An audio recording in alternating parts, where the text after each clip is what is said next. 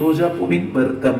அது ஒரு பூந்தோட்டம். தோட்டத்தில் அழகிய ரோஜாக்கள் பூத்து குலுங்கின. எனவே தோட்டத்துக்கு நிறைய வண்ணத்து பூச்சிகள் வந்து சென்றன.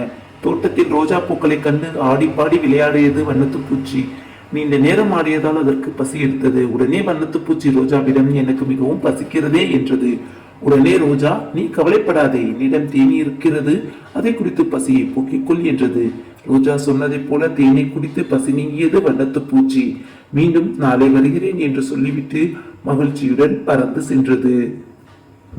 ரோஜா பூ வருத்தமாக இருந்தது. நாளை நான் இந்த செடியில் இருப்பேனா? செடியில் இருந்தால் இன்னும் 2 நாட்கள் வண்ணத்து பூச்சிக்கு உதவலாமே. நாளை வருகிறேன் என்று வண்ணத்து பூச்சி சொல்லியதே என்று புலம்பியது ரோஜா. ரோஜாவின் புலம்பலை அமைதியாக கேட்டுக்கொண்டிருந்த செம்பருத்தி பூ, ரோஜாவே, ஏன் வருத்தப்படுகிறாய்? செடியில் இருந்தால் வண்ணத்து பூச்சிக்கு பயன்படுவாய். செடியை பிரிந்தால் அழகான பூமாலே ஆகிறாய்.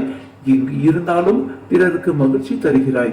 நீயும் மகிழ்ச்சியாய் இரு, அப்போதுதான் பிறருக்கு உதவ முடியும் என்றது. இதனை கேட்ட ரோஜா மகிழ்ச்சி அடைந்தது.